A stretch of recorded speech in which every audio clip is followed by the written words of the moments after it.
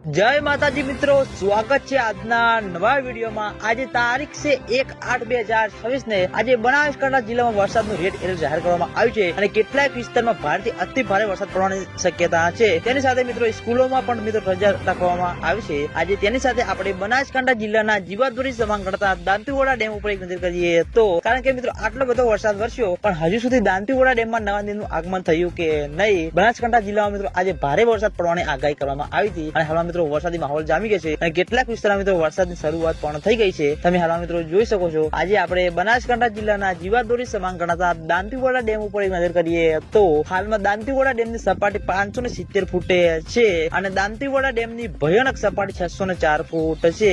અત્યાર સુધીમાં દાંતીવાડા ડેમ 26.30% ભરાયેલો છે અને ઘણા બધા મિત્રોની કોમેન્ટો આવતી હતી કે દાંતીવાડા ડેમમાં નવા નીરનું આગમન થયું કે નહીં। તો મિત્રો હજુ સુધી દાંતીવાડા ડેમમાં બિલકુલ પણ પાણીની આવક શરૂ થઈ નથી, કારણ કે મિત્રો દાંતીવાડા ડેમના ઉપરના ભાગમાં જે મિત્રો બનાસ નદીમાં નવા નીર આવે છે તે પાણી મિત્રો હજુ સુધી દાંતીવાડા ડેમ સુધી પહોંચ્યું નથી અને આ 2 દિવસ મિત્રો હવામાન વિભાગની ભારે વરસાદની આગાહી છે। એટલે જેમ જેમ મિત્રો દાંતીવાડા ડેમના ઉપરના ભાગમાં સારો એવો વરસાદ પડશે અને ઉપરની ભાગમાં બનાસ નદીમાં સવારના નીર આવશે, પછી મિત્રો દાંતીવાડા ડેમમાં પાણીની આવક શરૂ થતી જોવા મળશે અને દાંતીવાડા ડેમમાં પાણીની આવક શરૂ થશે તો સૌથી પહેલા તમને બધાને અમારી ચેનલ દ્વારા વિડીયો બનાવીને જાણ કરવામાં આવશે। એટલે તમે બધા અમારી ચેનલ ઉપર નવા હોય તો વિડીયોને લાઈક કરી દેજો, કોમેન્ટ કરી દેજો અને ચેનલને સબસ્ક્રાઇબ પણ કરી દેજો। તો મિત્રો જય માતાજી।